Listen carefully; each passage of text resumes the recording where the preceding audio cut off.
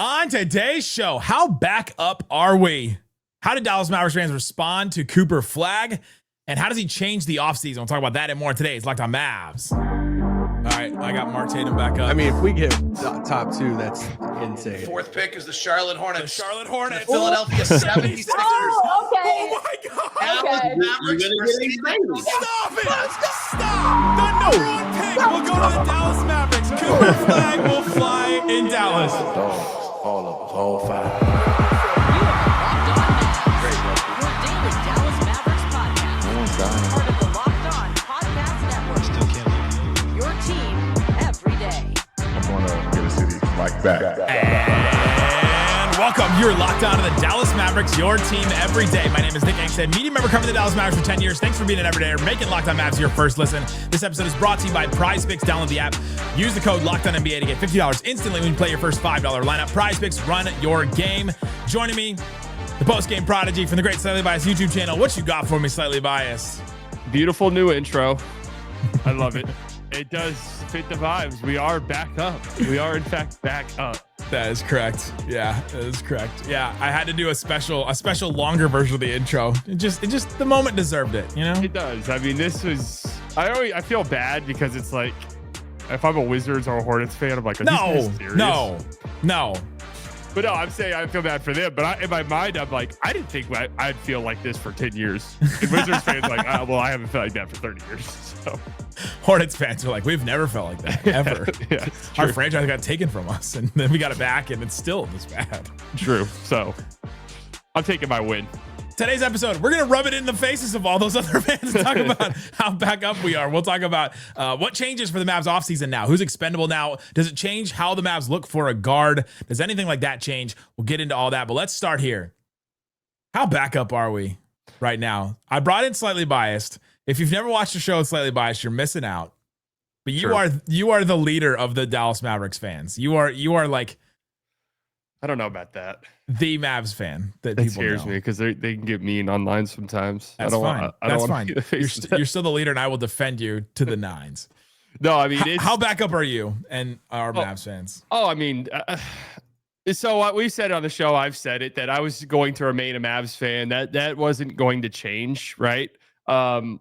Now, I said this earlier today on my Bleach Report stream, like, I'm not giving the front office any props for this. Like, there's nothing that they do that's worthy of a congratulation. So when I'm excited, I'm excited because I think Cooper Flagg is going to be incredible. You know, I'm not a draft guy. I'm not a big prospect guy, but everyone I've talked to, you know, I've sent DMs to people who are draft people, and they're like, yeah, he's going to be our guy, Rich, aka Mavs Draft. Yeah. I hit him up, and he put it, and I thought it was so interesting the way he put this was, he's either the best non-generational prospect ever or the worst generational prospect ever. And I was like, I'll take either of those. Either of those sound great to me. Being in between the incredibly like one of a kind tier and just the incredible tier, that's not bad. Yes, not bad I will happily take it. So we are up, and also there's just the possibilities with this kid feel endless just because the way he plays, his style, how easy he can fit into any situation. And the fact that by all accounts, he's a dog, he works hard, he's a maniac competitor. And, you know, it's been the topic for a while for this franchise, but a maniac work ethic. I'm excited about all of it. So it's incredible. It's wild to see the response from people, to see people come back to the show. Welcome. To see people come back, get mad at us for something that we say, and then leave again. Welcome. Like thank you. I appreciate that even. What'd you say? Just mentioned Luka's name, and then it just you just infuriate them in some way. That's true. I think this is where you start, though, with how it changes the offseason, because the offseason for the Mavericks changes now in obviously so many ways. But the biggest one is that the fan base has something to build itself around again, to tether itself to like hope for again. The Mavs, a lot of Mavs fans didn't have hope. They were like, well, we'll see what happens. I'm excited to see Kyrie and AD, but their voice would like go up in inflection because they're just trying to find hope in something, right? That's how I was. I mean, I said I didn't think that team was competing at a high level really at all. Yeah, and now they may compete at a high level with that team now with Cooper Flagg, but you have the next 9 years with the rookie extension. right? And this player, Cooper Flagg, like you said, can be used in so many different ways. He's sort of an amalgam to me of a bunch of like really good basketball skills. And one of those is going to become elite. Like, what if all of a sudden we're like, oh, Cooper Flagg's like a 40% 3-point shooter because he really took himself to it and he learned from Klay Thompson and whatever. Like, there's so many endless possibilities for him that it opens up so much, and it opens up so much hope and incites so much hope in this fan base. And I think that's where the Mavs offseason starts, is that they have this now and it changes everything. Yeah, I mean, like you said, it's just, will this team be competing for an NBA championship this year? It depends on what they do at the point guard position. It also depends, like, is this going to be a rookie of the year? Cooper Flagg is already a top 60 player in the league type of season, which we've seen rookies have, in recent years. Wemby. If that's, Wemby, I mean, Ja was immediately like a top 80 player in the league. Luka, same thing. So, it's not impossible. But like you said, I mean, he just does so many things well. And I mean, you just like look at the numbers from college, just the numbers. It's like all the advanced stuff is like, this guy's up there with AD, up there with Zion. I mean, the thing that excites me the most that I was kind of worried about in my head was like, what about the shooting? I mean, in 20 conference games, 44% from 3 on 4 attempts a game. Like, he got better as a shooter as the season went on. Right. And the thing that excites me the most is they talk about how, I mean, he entered the season as a 17-year-old. And in college basketball now, like, you're playing 24-year-olds. He was the second youngest player in college basketball last year. Second youngest player in college basketball was, I don't remember the number. It's a very small number of true freshmen who win player of the year. And you ready for it? How many? I said 14 earlier. Or was it 14? True freshmen that have won player of the year. I think it's just the 4th time. Oh, Kevin fourth. I knew it was a 4. Kevin Durant in 07, Anthony Davis in 2012, and Zion Williamson in 2019. And now, I mean, that's just crazy. And his box score plus minus was like 15, which again, I think AD and Zion were the only 2 rookies who are freshmen who have ever hit that mark. I mean, it's insane to me. And the thing that I'm so excited about is, like, 17 years old, he was an unbelievable defensive prospect and still is an unbelievable defensive prospect. But his offense was just so further along than anyone really expected, and just got better over the course of the season, that it's just, we really don't know what the ceiling is for him. You know what got me super excited today? And I think this is going to be a new segment on Locked On Mavs where we just say, you know what got me excited about Cooper Flagg today? We read something, watched something. I saw that clip of him going up against VJ Edgecombe, the beginning of it was some kind of scrimmage or something. And Edgecombe is trying to defend him. And a lot of people are comparing Edgecombe to like Chris Dunn, KCP, Victor Oladipo. Like, he is that kind of like 6'5" guard that can defend. And Cooper Flagg, who's a year younger than him, is this highly touted player, this, the guy that everybody is putting up there as the number 1 pick no matter what kind of deal, goes in there and just like cooks him for a couple plays. And as he's on the ground, he looks up at VJ Edgecombe and says, "You're not like that. You're not like that." Goes to the free throw line. "You're not like that." Says that to VJ Edgecombe, who's going to be a top 5 pick. Yep. And that kind of attitude, and Coach K mentioned this he was on Dan Patrick the other day and said, when you add his athletic ability and his competitive attitude, you have a very special guy. That attitude, we talked about it yesterday. I miss the Luka like FU moments where Luka just goes after guys. And I think Cooper Flagg has some of that in him. And I'm very excited to see that and to have that and to like root for that. Yeah. I mean, that's the saving grace right there. Is it's like the thing that was the out of touch moment in the Luka trade was, this is what sports fans want. They want the guy that they've spent their whole careers and you've watched for 10 years and you go through the highs and lows, and then that was ripped away, but now it's back. And now it's will this kid ever be as good as Luka? Like, let's just set the expectations. I mean, probably not. Like, we're talking about Luka, you're talking about one of the best starts to a career in the history of the NBA. So it's very, very likely, in fact, highly likely that he's not as good, but he's going to be a very good player. And I'm just excited to get in a position where I didn't think we'd be at for a long time. Whereas I have this young guy who I know is the face of my franchise moving forward, and we get to watch him. That's it. That's where we are. Grow with them. Like, we get to grow with them. We get to do all these things. And yeah, I know we just did it with Luka, and it sucks that Luka's gone.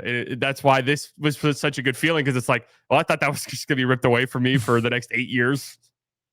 Yeah, and I had Mavs fans in my life that would say, I was just prepared for them to be mediocre for the next like 5 to 10 years. Yeah. I mean, that's where I was at. I was prepared for that. It's like, okay, dang. Like you said earlier, even if they are kind of mediocre this year, the future is more important than the present even. And so you at least have something to build going forward and all that. So coming up, let's get into what changes for the Mavericks in the offseason as the team and as the front office building all that. Let's get into all that and more coming up.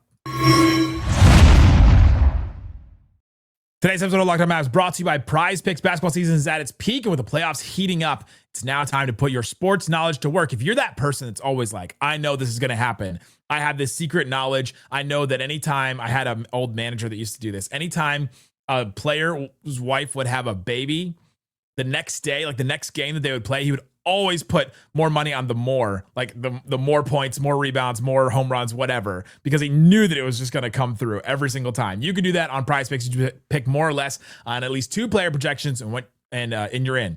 Points, rebounds, assists. You got a shot to win up to 2,000 times your. Didn't it used to be 100? Now it's 2,000 times your entry. That's absolutely insane. Do all that kind of stuff. Tuesdays are even better with Taco Tuesday, where player projections are discounted up to 25% for even more value. Download the app today. Use the code LOCKEDONNBA to get $50 instantly after you play that first $5 lineup. That's code LOCKEDONNBA to get $50 instantly after you play your first $5 lineup. Prize Picks, run your game. shut it down. Let's go home. Thanks for hanging out with us on Locked On Mavs, being part of the show, part of the Raccoon Squad, listening every day. We appreciate each and every one of you for checking out the show. If you want to text us, get text alerts from us on Mavs Rumors. Every Mavs Rumor, I will text you personally. I'll send it to you. If you're tired of trying to DM me on Twitter or Instagram or something and I don't respond, send one on the text line. I will respond to that. 214-643-8637. There's a link in the description as well. Help support the show. Do Q&As, all kinds of stuff on there as well. All right, Slightly. How Cooper Flagg changes the Mavs offseason. He's already changed the offseason for the franchise and for Mavs fans as a whole. But now you start to look at the team itself. And who do you think is expendable now? Because there's been so much talk about the Mavs got to make a trade. Well, they got to give up somebody. And the PJ and Gafford both be on expiring deals. Those are the 2 names that come up to my mind first. How are you feeling about either of those guys? What happens now that they have Cooper Flagg, who can move between the 3 and the 4? Is going to need a bunch of minutes there. Mavs already have 5s and all that. So you want to know my unpopular opinion? I'm ready. Should I I feel like I should. If this were the 2K universe, in my opinion, everyone is tradable at this point in time. We could go a bunch of different directions. If I'm going through for the One More Thing episode today, I'm going through Cooper Flagg's first 10 years, just mapping it out. This is what the next 10 years will look like for Mavs fans. He gets to his prime. Year 5, he'll be 23 years old. Year 5, that'll be the first year of his max rookie extension. AD will be 37, probably off the team by now. Cooper Flagg will be 23 years old. He'll enter the prime of his career, MVP age, right? Is 25 to 29. That's year 7 for him. That's 7 seasons from now. And Dereck Lively will be 28 years old. That was the year that was the age that Tyson Chandler was when the Mavs won in 2011. Dang. You start thinking about that and you're like, man, that's 7 years from now. All right. I'm happy you said Lively because let me go. He's the one. Lively Flagg is my front court of the future permanently. Those 2 guys are not leaving my team if I were in charge of things. Now I say I would have, I would hear out if a team came to me and was just like, hey, we think AD's our guy. We think AD will push us into this next is what we need to be a contender. We'll give you 4 or 5 first round picks and whatever. I think you think about it and you say, all right, I mean, we have Cooper Flagg now. We can go the youth route and just get picks and try to accumulate assets. They're not going to do that, obviously. So just on the more realistic side, yeah, I mean, we've talked about it. I think even before this was Gafford is a clear and obvious trade candidate, not for anything that he does as a player. He's great. He's a great player. That's the problem, though, is he deserves to be starting somewhere. A team will want him to start for them. They'll pay him to start for them. And that's what he kind of deserves as a player as well. So him getting traded in the offseason makes a lot of sense. I think it just kind of works for all parties. But PJ is the interesting one now. Yeah, if we're talking about who's expendable or can be traded or deserves more time somewhere else, that's what we're saying in this. To me, there's no hate in this. It's that you have Lively, you have Anthony Davis, who should both be playing 5 for a lot of the time. I think Cooper Flagg eventually is going to be able to play 5 in like some small ball lineups. They should definitely try to experiment with that eventually. In a few years, I think. Okay. Well, Too skinny. okay. I mean, we've seen a bunch of guys throw out there at 5. It would be sick. I mean, look at who the Warriors experiment, starting lineup is right now. Like, well, yeah, but I'm down to experiment. but just that he definitely should be playing 4. Yeah. You know, in some lineups too, putting more shooting around and all that. And so you have this glut now, and I think that does make Gafford more expendable. PJ is the interesting one, like you said. With PJ Washington, every single playoff team would want him. Yeah. In some way. And I don't think the Mavs should move on from him just yet, because I think you still have a role for him. The problem is he going to be okay with what that role is going to be? Because it's probably not starting, at least right away. The games that maybe Lively is hurt or Anthony Davis is hurt, he obviously starts. But then is he going to be okay with that role? And that's the question I guess you got to answer. And then both PJ and Gafford are up for extensions and have only 1 year left on their deal. And so that's why we're bringing them up so many times. Yeah, that's exactly it right there. Do I want to trade PJ? Absolutely not. Like, I think PJ is a great, fantastic role player. And even with now this sort of log jam in the front court, I think PJ still slots in. One of my concerns immediately is there going to be this sort of kid, you know, he's been around the block. We've got older guys on the team. Is this going to be a Coop? You might be getting 15 minutes a game to start the season and come off the bench, and you're not in closing lineups. And it's not until December or January when we're just like, what are they doing? Can Cooper Flagg play more minutes? Or is this going to be an immediately, yeah, Flagg, you're going to start the 3, PJ, you'll come off the bench? Because I like that quite a bit. I like PJ off the bench. I think it gives you a lot of options that you can roll out there. The reason why I'm not as concerned about that anymore is because of the Dereck Lively experience. Yeah, true. I was worried about that with Dereck Lively. We talked about that a lot. We're like, man, how slowly is he going to bring him along? I thought it would take Dereck Lively a little longer to develop because he was coming in. He was obviously super young, didn't play a lot at Duke even.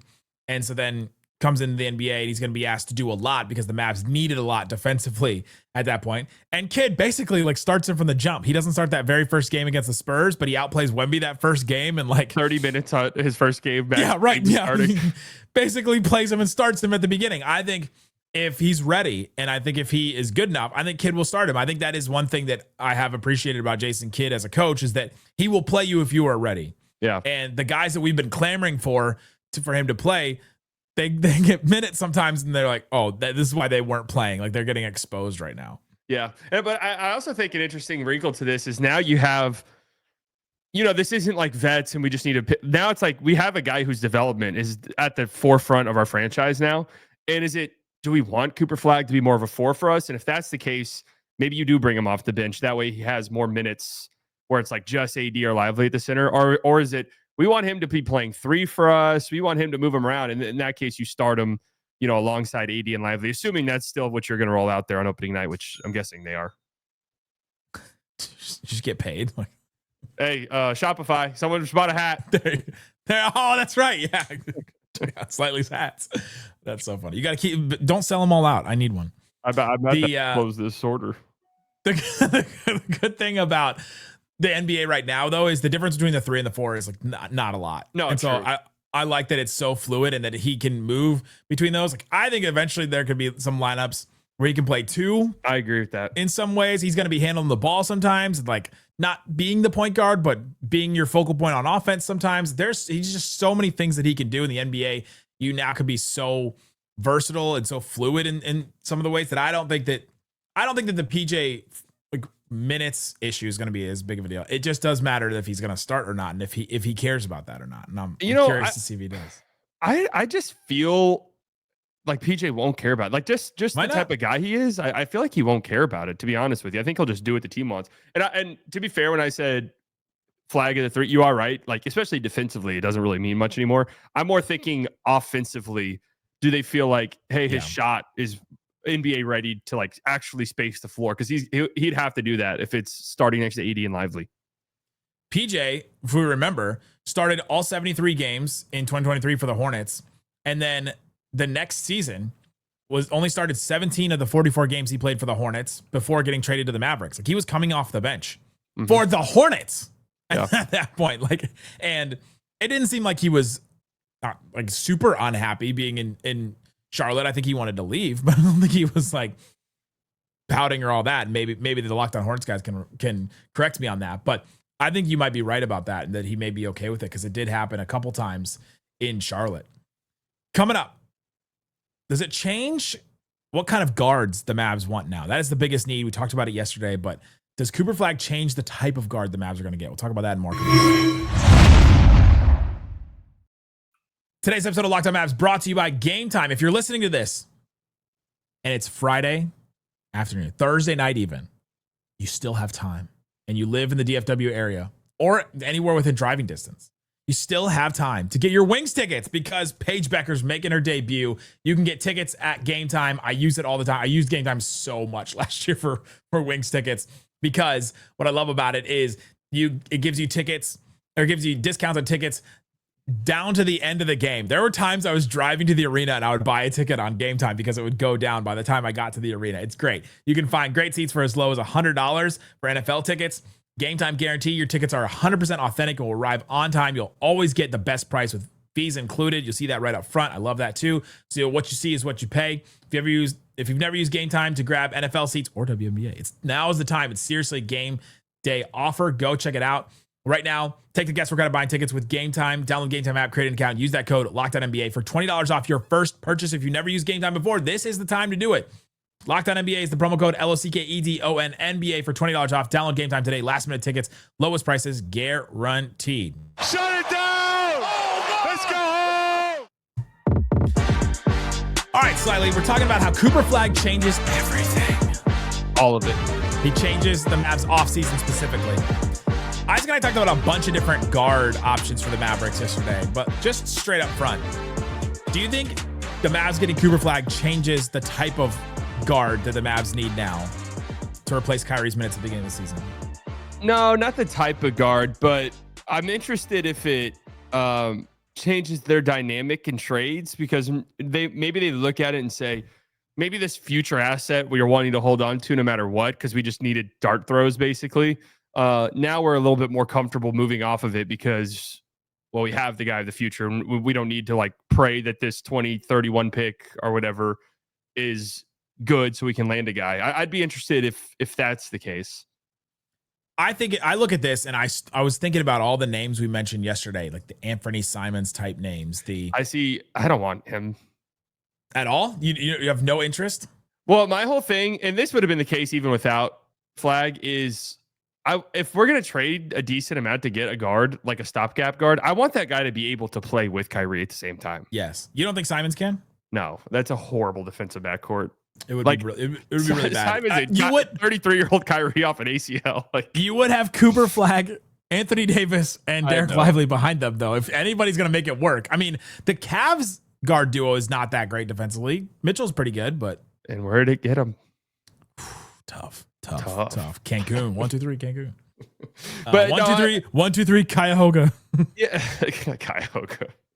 I mean, that's a good point, but I think you're right. And looking at one of the worst. Yeah, looking at the mentions of Simons, a Dereck White, even Okay.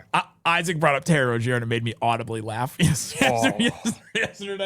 But in those guys, you can't give up future assets for a guy right now. You can't. You think you hold on to it? Because think about the timeline I just mentioned. Yeah, I mean, I agree with you, but I'm saying I wonder, though, if that changes the dynamic for them on their we want to win right now with AD and Kyrie. One of the picks they can trade is a 2030. Is it 2031 first round pick? Cooper Flagg will be probably be in 2031. Hold on. Well, wouldn't the idea 30. Be hopefully we're with Cooper Flagg? He'll be 24 years old in year 6. Yeah, but I think and Lively will be 27. Like that's I'm talking about. That's the asset you're giving up. Is that you're going that far into the future and you're leveraging that future with Cooper Flagg to try and be better right now. Yeah, and that's I think true. That's why it becomes difficult for me. You also have players that have value right now to be traded. It's not like you have these dead weight contract players. Gafford, like you said, is a very good player that should be starting for some teams. If they decide PJ Washington is a very good player that every playoff team would want. Like you have some guys with some value. And so I don't think you have to always add stuff or add a whole first round pick. So a friend, it's funny that we're even talking about this right now because a friend sent me this because we were having this big argument in this group text I'm in. And he sent a list of the Mavs players and what he thinks their pick return would be. Okay. If that's what you wanted to go. It's AD 3 to 4 first round for picks. Yeah, probably. I was about to say, that sounds about right. Especially because they can muck up those picks and it could be 4, but 2 of them are like bad picks. Kyrie 2 to 3. Kyrie 2 to 3. Coming off at ACL is tough, but probably. Like I was thinking, proven. Would the Magic do that tomorrow? Yeah, right. Yeah, they would because they need, like, if anything, he's going to come back and still be an incredible shooter. Yeah. And if They you're a need that team more with a than bunch of anything. picks like Orlando or Houston or something. Yeah. PJ Especially one if you- first. Especially if you think you're going to be really good, you give Yeah. up those picks so easy, like the Bucks and the Right. Suns, right? They're, we'll give up all of our picks for these guys because we think we're going to be good, and those picks won't be any good. And now It's funny because that should be a learning lesson for every team in the league, and history tells us it just won't be. that's why they created the Stepien rule. They literally created the rule where you can't trade picks in back-to-back drafts because they're trying to save these teams from themselves. Yeah, if that rule wasn't in place now, it would have been called the Ishbia rule, and it would be going into effect this upcoming season. The Suns fans be like, wait, we don't have a draft pick for 8 years? How is that even possible? Literally not one. Gafford 1 first. I think that's about right. Yeah, it's what he when the Mavs traded for him. Maybe like a first and a second. Can I add a 0.5 to that? Yeah, I think a first plus maybe 1.5. I think it'd be a first and maybe like a pretty interesting role guy in return. Sure, yeah. Naji, what do you think? That one is interesting.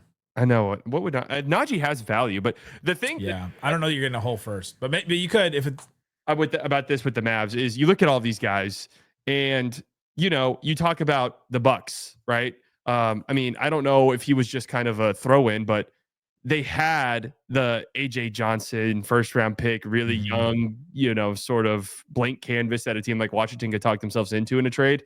Like the Mavs would be trading role guys that are like really, I don't want to say only valuable to contending teams, but really they're more valuable to contending teams than a team that's like, well, I don't want to short sell Portland because I think they have a chance to be pretty good, but that's just kind of where I'm at, where it's weird because I look at all these, like, if you want to go the Coby White route, what is Chicago interested in there? Yeah, that's the hard thing is where are they going?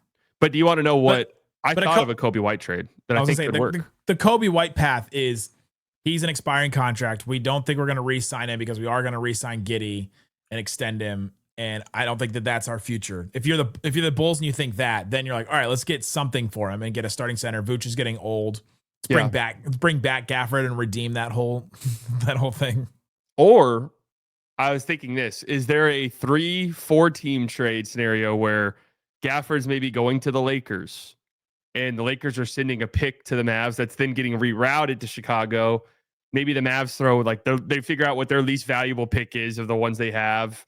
That now Chicago's getting 2 firsts. The Mavs are only giving up 1 in Gafford, and they're getting a really good combo guard. That's interesting. And that's why 3-team trades exist, is because each team wants something different, and you can move the assets around and get the exact thing you want. Because I don't think Reeves for Gafford. I thought about that. I just don't think the Lakers do that. It's kind of crazy to me. Yeah, that's too much. Unless Luka really makes a stink.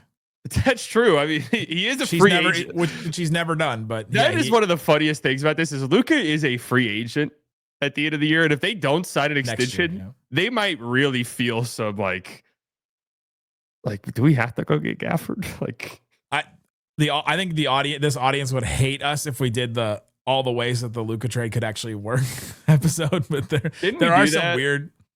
Yeah, I think we did at one point. Wait, hold on. Let me give Nico a 500 IQ play here that he's just waiting to see unfold.